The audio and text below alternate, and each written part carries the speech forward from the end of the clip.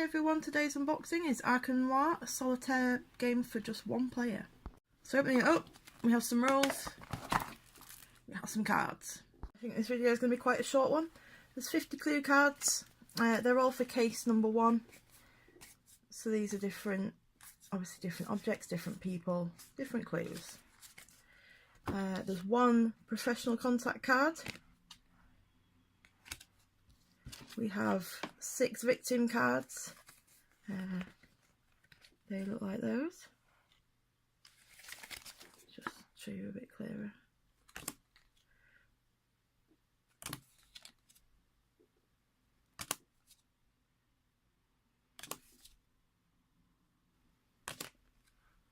They all have different names. There's different icons on each one to the right of them here. So I'm not entirely sure what these mean just now, but I'm sure we'll find out. We also have some player aid and reference cards. So we have this one that tells you about the clue numbers. We have this one.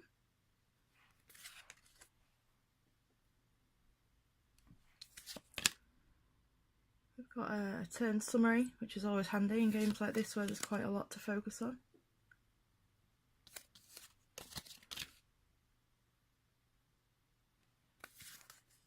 I think they're the same either side, but it's worth having a look at both.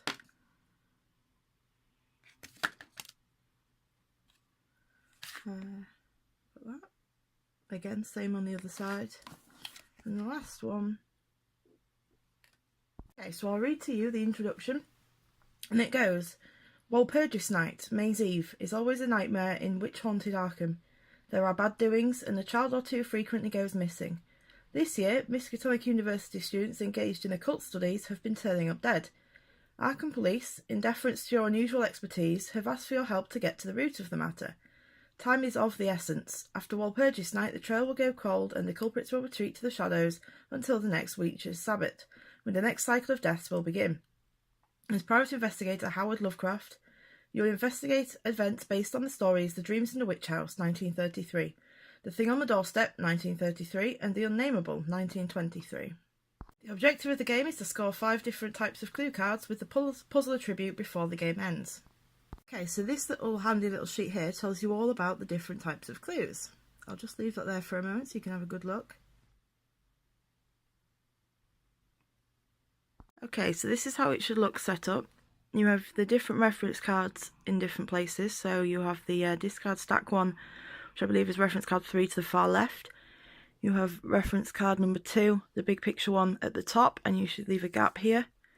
This one, reference card number 4, I believe, is there. You have reference card number 1 here. You have your victim cards now. You take shuffle the victim cards and take 5 and leave 1. Put that one back in the box and do not look at it. Shuffle your clue cards, and they go to the left of this reference card. Your victims go to the right. You then take 5 clue cards from the top and you put them right to left, and then that's your clue collection.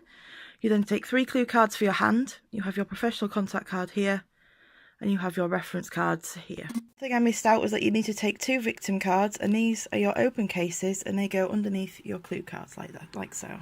Okay, so after you've set up, the game is, the rules say, gameplay. The game is played over a series of turns until one of the 3 game-ending conditions is met. One turn consists of 2 phases. The action phase, number 1, you must take the first lead card and perform one of 5 actions which are described in detail in the following section. Number 2, maintenance phase. Perform all 4 end-of-turn maintenance actions and check the 3 game-ending conditions. So the first lead case card is the very far left clue card that you have. So that will be next to your reference card number 2. Let's go through the action phase. So, number 1, if you take the first lead card in your hand size is limited to 3 cards. So if you ever have more than 3, you've got to get rid of 1 straight away. You can't keep any more than 3. If there's a little kind of like a timer icon on the card, you must put it to the time limited section. So just have somewhere to the side where you can put those. Otherwise, put it in the discard area when you've discarded the card. B, play the first lead card to an open case. So an open case, as I said, the victim cards. So you've got 1 or 2 active at any time. And each open case starts with a victim card and forms its own line of investigation, with clue cards added to the right of the previously played cards. So as I showed you, your victim cards are on the left, you put your cards to the right of them, the clue cards. You can play the clue card to an open case if the investigative icon on the left edge of the card matches any of the icons on the right edge of the last card in the line of investigation. The clue cards with the any icon can be played in any open case and can be combined with any other research method. Some clue cards have a lock or card minimum attribute on their top left edge. In order to play these cards, the open case must meet the additional requirements described below. So to play a clue with the lock symbol, there must be a clue card with the key symbol already in that investigation. Each key card allows you to play one lock card. These cards do not have to be played consecutively. To play a clue card with the number attributes, that'll be like 1, 2, 3, etc. There must be at least that many clue cards already in that line of investigation. So as an example, here is a card with the key symbol, and here is a card with the lock symbol. Lastly, here is one with the number attribute to the top left. Okay, so if you have more than 7 clue cards put down at any one point on an investigation, this leads to strain, mental strain. To do a stability check, which you must do if there's more than 7 cards, you have to draw the top card of the draw stack. If the card has a little person icon, place it in your stability penalty area. Otherwise, the icon is found at the bottom. It's that little person with the 2 little exclamation marks coming off. Let's discard the card. A quick point in your stability area is the cards above the leads cards. So they're the clue cards that you have 5 of at any one time, just above there between the 2 reference cards at the top. When you play a card, you must immediately resolve the card effects printed at the bottom of the card in order from left to right. These effects are described in detail in the card's effect reference card. Black effects are mandatory and brown effects are optional. Continuing through the action phase, we've had take the first lead card in hand or play the first lead card to an open case. Now we have discard the first lead card and play a card from your hand to an open case. So you get rid of the far left card of the clue cards and you play a clue card from your hand using the same rules as mentioned earlier. So on an action phase, you discard the lead card and close an open case. So you discard the first lead card, again the far left.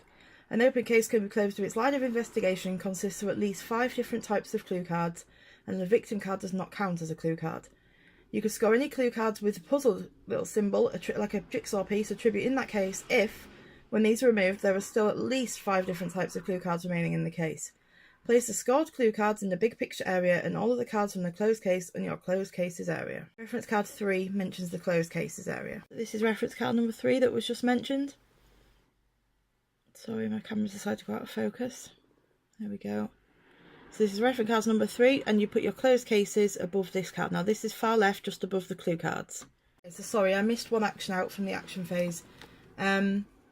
You can discard the first lead card and pass. So if you don't want to use a card but you're saving one for later, discard the first lead card. Again, that's the far left clue card at the top, and then you can pass. If you close a case which contains all 6 types of clue cards before scoring the jigsaw piece cards, you may draw 1 card from the stability penalty area. Now we're on to the maintenance phase. So before starting your next turn, you must perform each of these steps in the following order. Number 1, check victory condition. If you have 5 or more puzzle piece clue cards of different types in your big picture area, you win. Otherwise, continue playing. Number 2, check stability penalty area. If the number of cards in your stability penalty area is equal or greater to 5, you lose. 3, check time penalty area. If the number of cards in your time penalty area is equal or greater than 5, you must draw a new victim card and start a new open case below the others. If there are no victim cards, then when you draw one, you lose. Or place all cards currently in the time penalty area in the discard card area. 4th, you refill leads row. So you move all the clue cards in the leads row to the left, closing any gaps. Draw cards from the draw stack to fill the empty spaces in the leads row from left to right.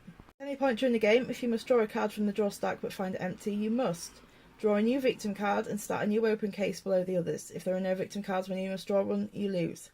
Take all cards from the discard area, shuffle them and form a new stack with those cards.